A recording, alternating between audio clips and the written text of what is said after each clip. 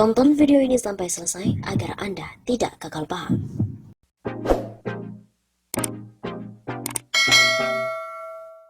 Seperti kita ketahui, ramai sekarang bermunculan survei-survei untuk pencapresan tahun 2024 mendatang. Belum juga genap 1 tahun pemerintahan rezim, survei-survei, lembaga survei sudah meluncurkan hasil dari surveian mereka tentang 2024. Hal ini pun dianggap oleh pengamat, presiden sekarang ini gak dianggap. Masyarakat kini mulai disuguhkan dengan kandidat calon yang akan melenggang di pemilihan presiden tahun 2024. Beberapa lembaga survei bahkan sudah mengungkap nama-nama yang berpotensi menjadi pemenang di Pilpres 4 tahun mendatang.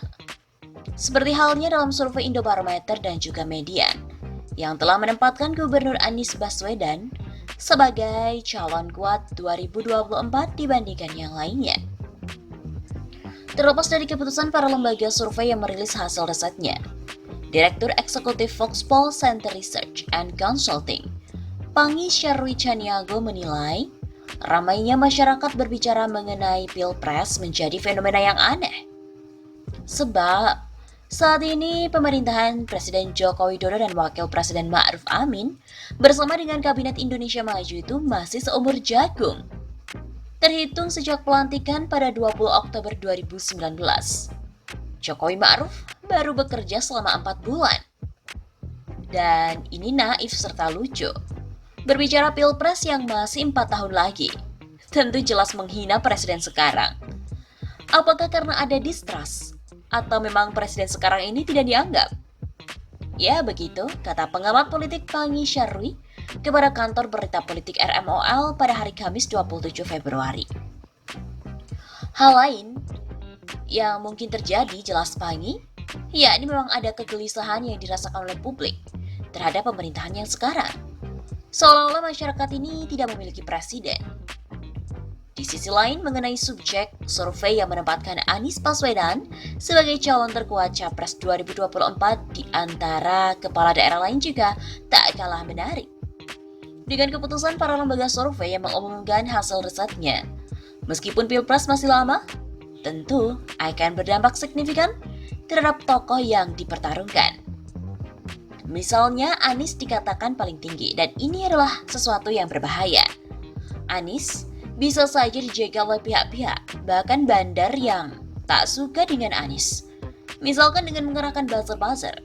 Intinya pokoknya Anies harus dijegal. Kira-kira ya begitu.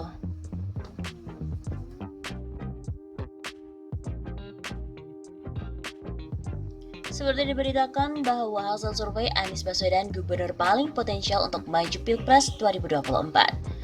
Direktur Eksekutif Indobarometer M. Kodari mengatakan, tingkat keterkenalan Anies Baswedan di masyarakat itu 91,7%. Anies Baswedan menjadi kepala daerah yang paling dikenal, yakni 91,7%.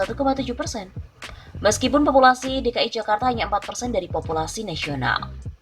Kodari menjelaskan satu faktor yang menyebabkan Anies Baswedan sangat dikenal publik karena statusnya sebagai gubernur di ibu kota negara dan pusat media massa khususnya televisi. Liputan kepada Gubernur DKI Jakarta itu sangat tinggi, sehingga praktis menjangkau seluruh penduduk Indonesia. Dari sinilah antara timbul istilah Gubernur DKI Jakarta merupakan gubernur rasa presiden.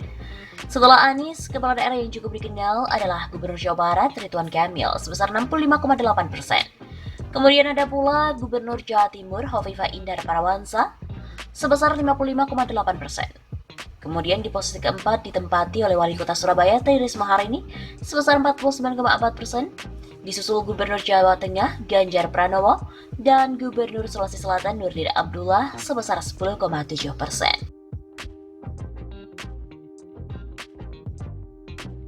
Akibat hasil survei itu, kinerja positif Anies memang akan direalisasikan dari hasil survei tersebut. Kinerja Gubernur DKI Jakarta bakal semakin disorot, terutama setelah hasil survei yang menyebut Anies lebih unggul dalam beberapa hal dibandingkan dengan kepala daerah lainnya, serta potensial menjadi kandidat Capres 2024. Analis politik Universitas Islam, Syekh Yusuf Tangerang, Miftahul Adib berpendapat, Ketika kinerja positif mampu dihadirkan oleh Anies, maka hal tersebut secara langsung telah merealisasikan data-data survei. Bisa semakin menguatkan ketokohan Anies. Sebaliknya, soal banjir mungkin bisa menjadi peluru dari lawan politik ketika Anies tidak bisa menanganinya. Begitu kata Miftahul Adib. Menurut Miftahul Adib lagi, hasil-hasil lembaga survei yang menunjukkan keunggulan Anies memang masih prematur. Pasalnya hasil survei, kata Adib, memang sangat dipengaruhi oleh opini publik. Di sisi lain, kekuatan dukungan Anies pun tak bisa dibilang kecil. Di antaranya merupakan pendukung yang militan berasal dari limpahan pendukung para Prabowo yang kecewa dengan pemerintahan Jokowi karena Prabowo telah berkoalisi dengannya, serta puluhan ormas Islam yang tergabung dalam PA 212.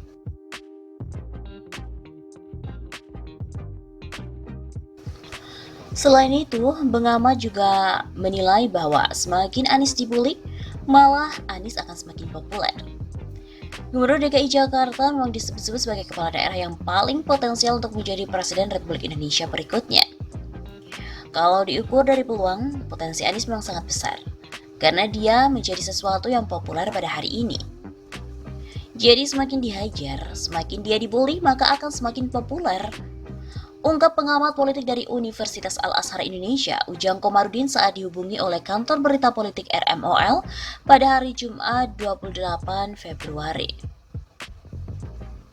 Namun, seiring dengan hal tersebut, sebuah asumsi pun merebak ke permukaan yang mengatakan langkah Anies dapat mulus menjadi orang nomor 1 di Indonesia dengan catatan bisa menuntaskan persoalan banjir di ibu kota. Menanggapi hal ini, Ujang mengatakan bahwa pada dasarnya setiap asumsi patut diuji kebenarannya. Terlepas dari hal itu, untuk menjadi calon presiden, lanjut Ujang, tidak hanya sekadar untuk mampu mengurus banjir semata, melainkan harus bisa mengerjakan yang lainnya. Kalau kita mengatakan pasti jadi, kan mendahului Tuhan ya. Tapi saya melihat peluang untuk menjadi presiden itu terbuka, sebab asumsi itu bisa saja mendekati kebenaran. Persoalannya sekarang menurut Ujang adalah masa jabatan Anies Baswedan akan berakhir pada 2022 mendatang. Hal itu dikarenakan pilkada serentak akan digelar di tahun 2024. Artinya, di situ akan terjadi kekosongan. Maka Anies harus memiliki jabatan lainnya agar eksistensinya tetap terjaga. Sebab ketika figur itu habis masa jabatannya, maka seseorang akan melemah dengan sendirinya. Dan hal ini menjadi pertimbangan. Pungkas Ujang. Asumsi publik tentang banjir DKI mudah saat menjadi presiden ataupun syarat Anies bisa maju ke pencapresan ketika banjir sudah bisa ditangani, itu merupakan pemikiran yang salah. Hal ini seperti dikatakan oleh pengamat politik. Pernyataan menjadi presiden akan lebih mudah mengatasi banjir DKI Jakarta dinilai merupakan pemikiran yang tidak benar. Pasalnya, Pemprov DKI juga punya andil dalam menyelesaikan masalah akut itu. Jadi meskipun sungai-sungai besar di Jakarta menjadi tanggung jawab negara, tetapi provinsi pun tetap ikut andil. Begitu kata pengamat politik dari Indonesia Political Opinion atau IPO, Dedi Kurniasya. Persoalan banjir, kata Dedi, merupakan masalah yang harus dihadapi dengan cara politik ekologi dan bukan persoalan kekuasaan. Jadi yang diperlukan bukan lagi soal struktur kekuasaan, tetapi lebih pada itikat politik ekologi. Jakarta perlu membuat terowongan air, terutama kawasan padat infrastruktur, baik hunian maupun perkantoran. Jika menganggap sebuah kekuasaan yang lebih tinggi mampu mengatasi persoalan banjir di Jakarta, maka hal itu tidak sesuai dengan kenyataan yang terjadi. Sebagai solusi, juga Dedi menyarankan agar Pemprov DKI Jakarta dapat mengadopsi ide besar dari gubernur sebelum Jokowi, yakni Fauzi Bowo. Ide yang dimaksud yaitu adalah Urgent Flood Mitigation Project. Program yang diperlukan Jakarta mengatasi masalah banjir. Ada dalam politik kita tidak ada gengsi untuk meneruskan ide pendahulu. Sebenarnya akan lebih cepat untuk teratasi. Begitu kata Dedi.